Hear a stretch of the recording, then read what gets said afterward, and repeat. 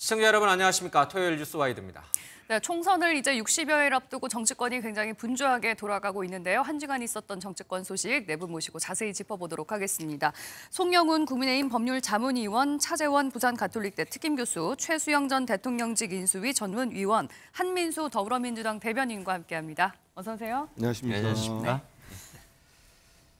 자, 먼저 첫 소식은요. 윤석열 대통령과 관련된 얘기부터 좀 풀어가도록 하겠습니다. 윤석열 대통령의 지지율이 이제 일부 여론조사긴 합니다만은 20%대까지 떨어진 여론조사가 있고요. 한동훈 비대위원장은 또 나홀로 높은 지지율을 좀 보이고 있습니다. 괴리가 조금 커지고 있는 양상인데 국민의힘 내부 상황부터 좀 짚어보도록 하겠습니다. 먼저 관련된 영상 보겠습니다.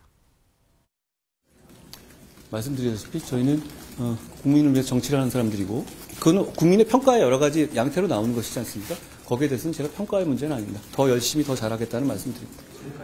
그건 제가 평가하고 판단할 문제가 아닐 것 같습니다. 대통령실에서 여러 가지 상황을 잘 감안하셨을 것 같은데요.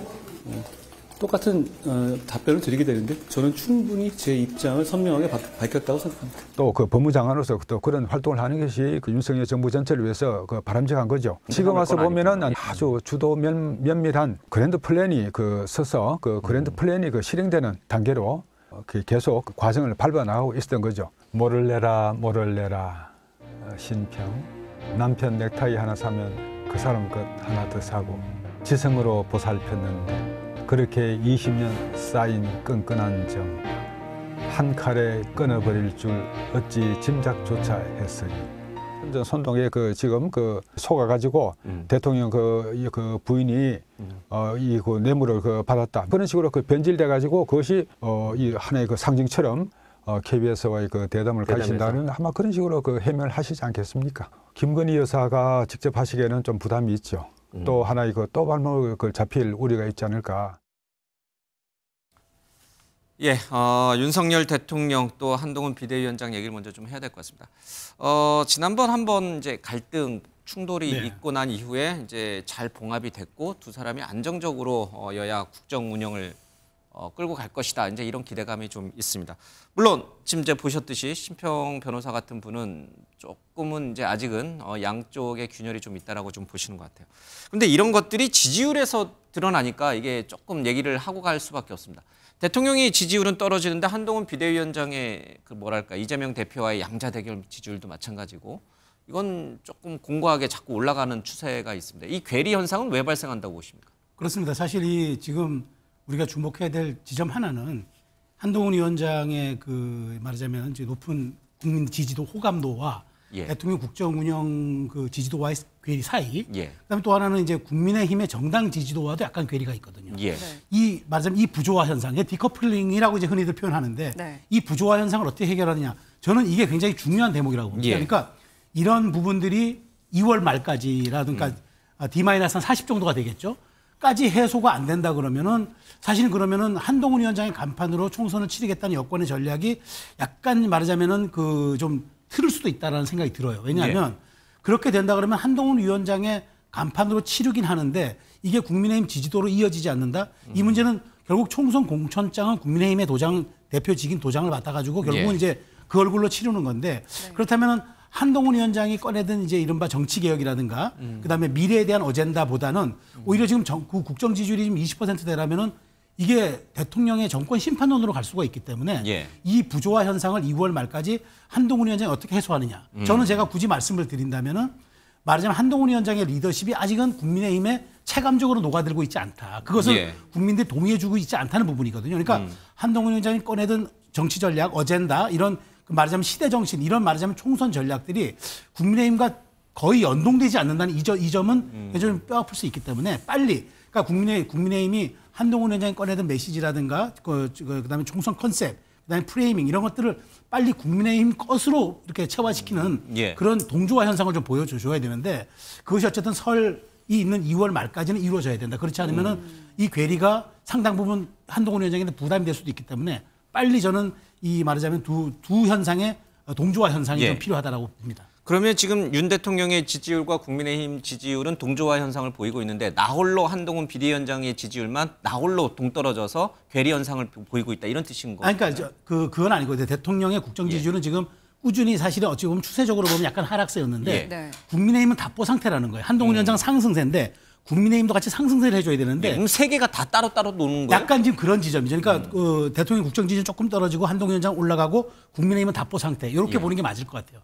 그래서 저는 최소한 대통령 국정 지지율은 30%로 원대 복귀가 예. 돼야 되겠지만 그거는 한동훈 위원장의 몫이 아니잖아요. 네. 중요한 거는 한동훈 위원장과 국정 지지율이 국민의힘 지지율이 동시에 상승하는 효과를 누릴 때 비로소 국정 지지율에 대한 정권 심판도 좀 낮아질 수 있다라는 점을 좀 인식해줘야 된다는 얘기죠. 네. 근데 송 변호사님, 지금 한동훈 비대위원장은 이 낮은 지지율에 대해서 국민의힘 지지율이라든지 윤 대통령 낮은 지지율에 대해서 약간 뭐랄까 그냥 제가 더 열심히 하겠습니다. 이렇게만 약간 동문서답 형식처럼 그렇게 얘기하시는 것 같습니다. 한동훈 비대위원장이 잘하면 대통령 지지율도 올라가고 국민의힘 지지율도 올라가나요? 아니면 대통령이 잘해야 국민의힘 지지율이 올라가나요?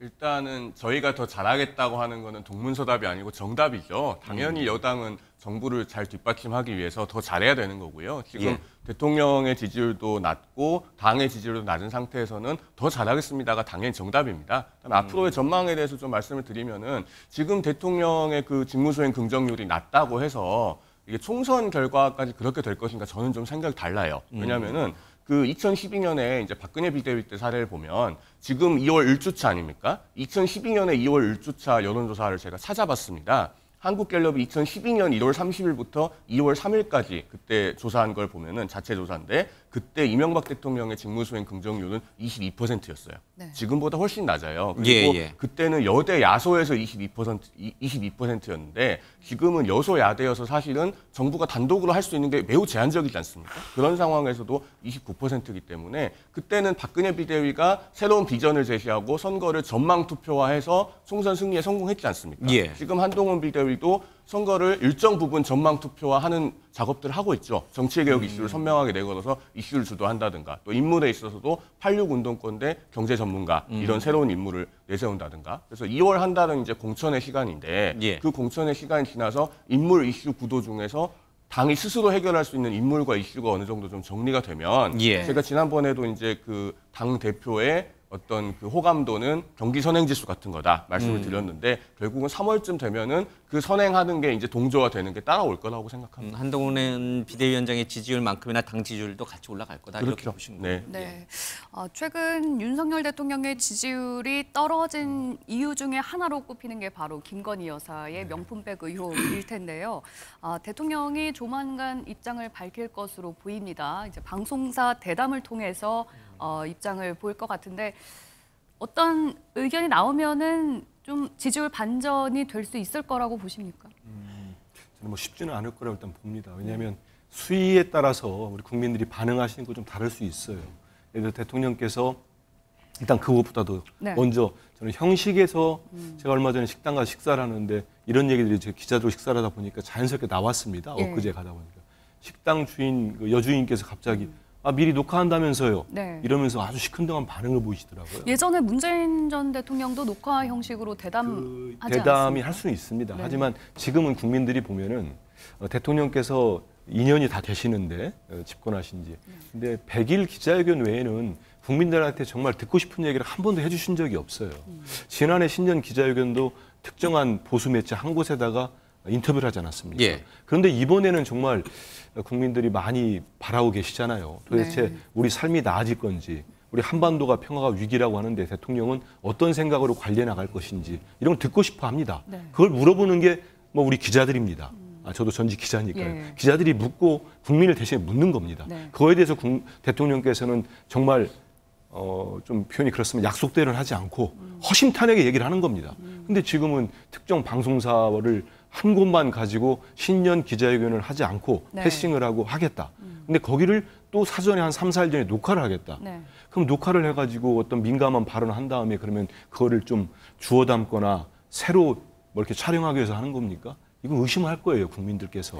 그래서 저는 녹화라는 형식도 그렇고 전 지금이라도 대통령이 많이 늦었습니다마는 예. 빨리 신년 기자회견을 기자들과 하는 게 좋고 아까 말씀하신 대로 김건희 여사 문제는 대통령이 정말 그 대담이 됐던 뭐 사전 녹화가 됐던 거기에서 정말 이 부분은 국민들 보기에 면목이 없습니다.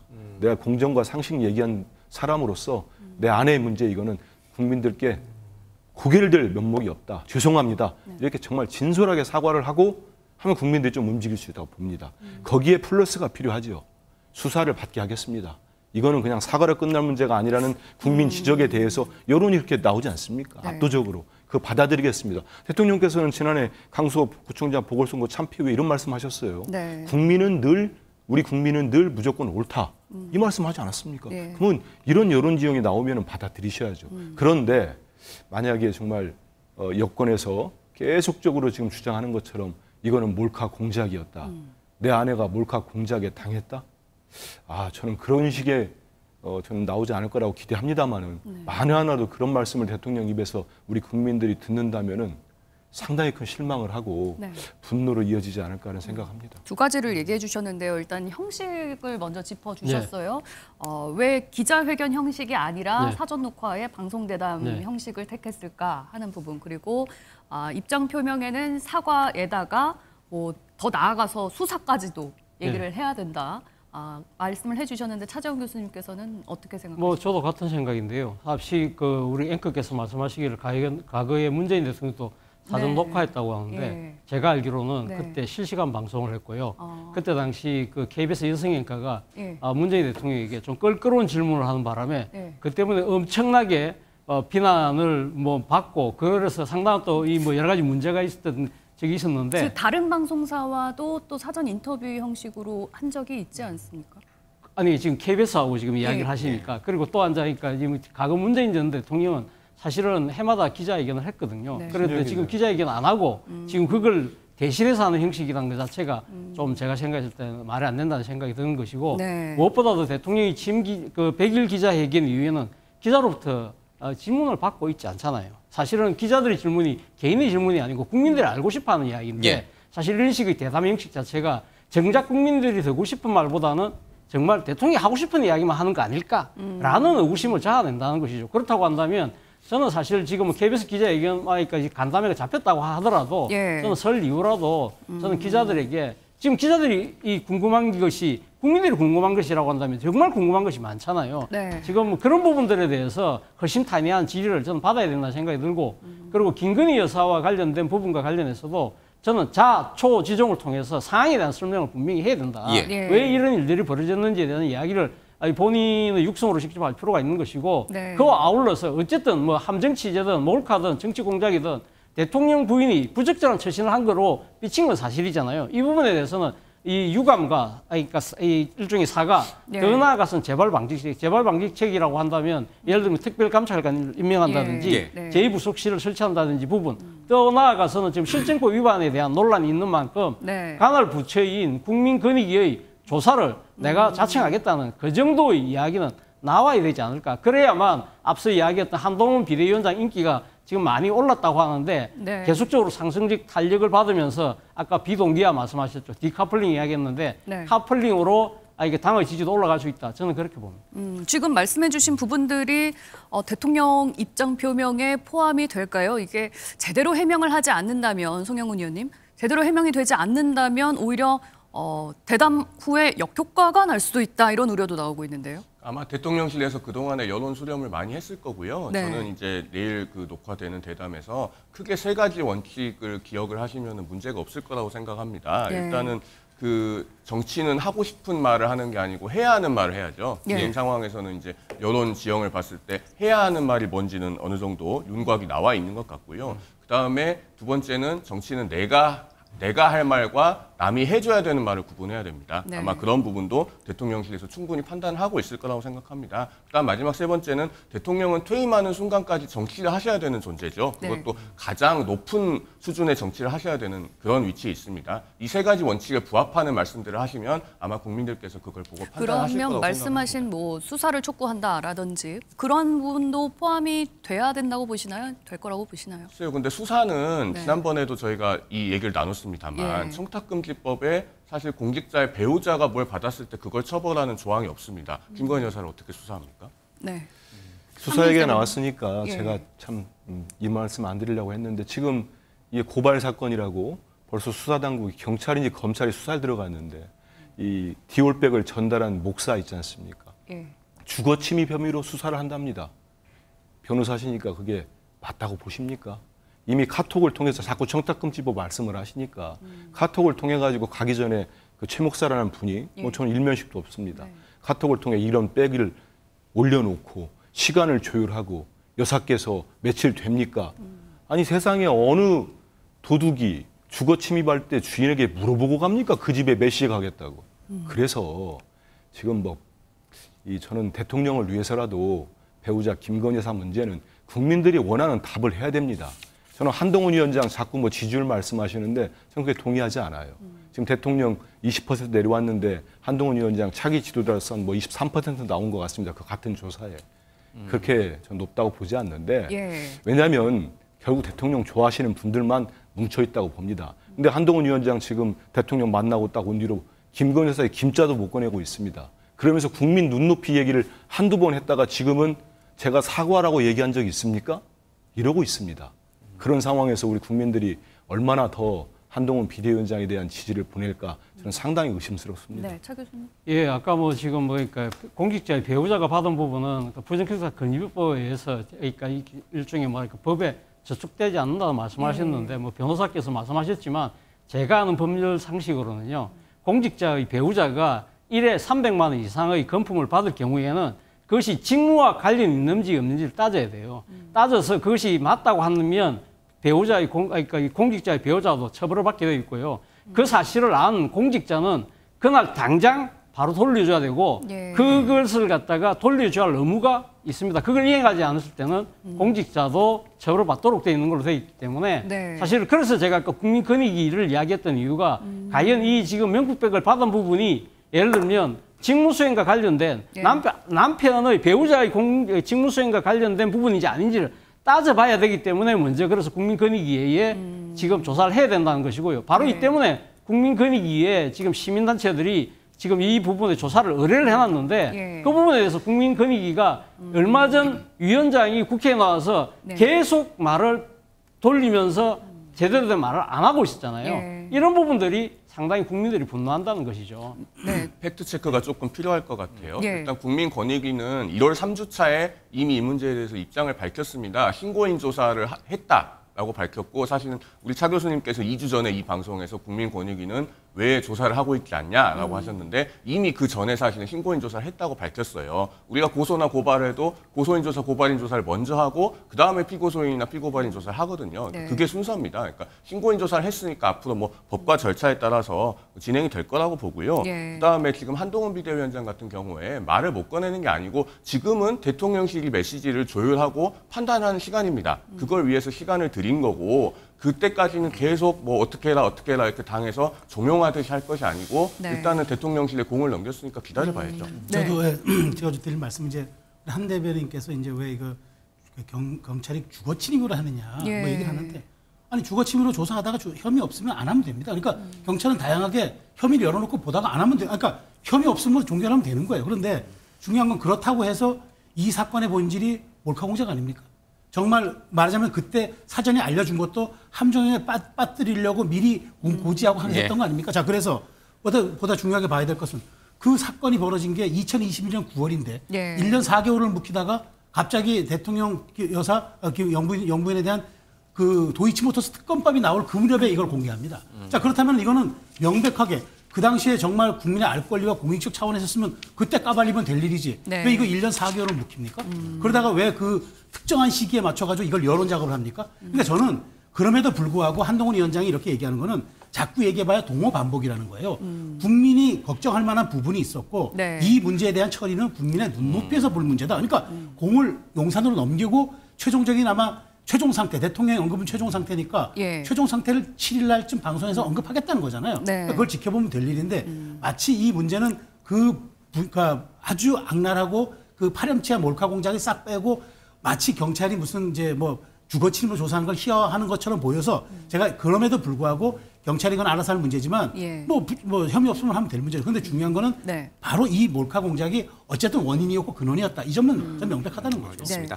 한 가지만 제가 더 여쭤보고 이 문제는 조금 넘어가도록 하겠습니다. 제가 한민수 대변인께 좀 궁금한데 이 신년 대담이라고 하는 그 형식을 문제 삼았잖아요. 그러니까 기자회견이 아니라 이런 대담 형식으로 마치 짜고 치는 이런 고스톱이다 이런 식의 논평도 민주당에서 나오고. 그런데 제가 지금 방금 이제 우리 대통령의 신년 대담에 대해서 얘기를 나눴는데 지금 얘기가 하나밖에 지금 안 나오고 있어요. 집중되고 있어요. 김건희 여사 이른바 명품백 문제. 그러면 대통령의 신년 대담은 기자회견을 했을 경우에 이 명품백 얘기 말고 뭐 남북관계라든지 경제라든지 아니면 다른 다양한 분야에 골고루 기자들의 질문이 분산될 수 있을 것인가? 아니면 여기 나와 계신 이 전직 언론인 출신도 많으시지만 이분들처럼 온통 관심은 이 명품백에만 쏠려서 기자회견을 할 경우 100분 기자회견이 전부 명품만 얘기만 도배가 될 것인가? 어느 쪽으로 예상을 하세요?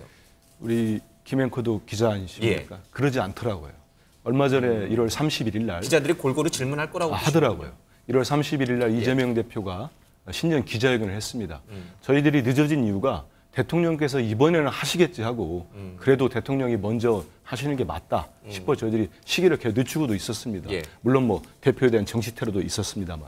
근데 아무리 기다려도 안 하기 때문에 우리 야당 대표에서도 기자들의 질문을 받자 하고 예. 기자회견을 했어요. 오죽하면 보수지의 아주 유명한 칼럼니스트가 이재명 대표가 대통령 나왔다 칼럼까지 쓰지 않았습니까? 예. 하는데 그날도 기자들이 다 손을 들고 질문을 받는데 저희들이 그 공약으로 내놨던 저출생 문제와 관련된 복지제도 정책에 대한 질문도 상당히 많이 나왔고 네. 물론 뭐 대표가 답변하기 곤란할 수도 있는 선거제 문제 이런 질문들이 다 나왔습니다.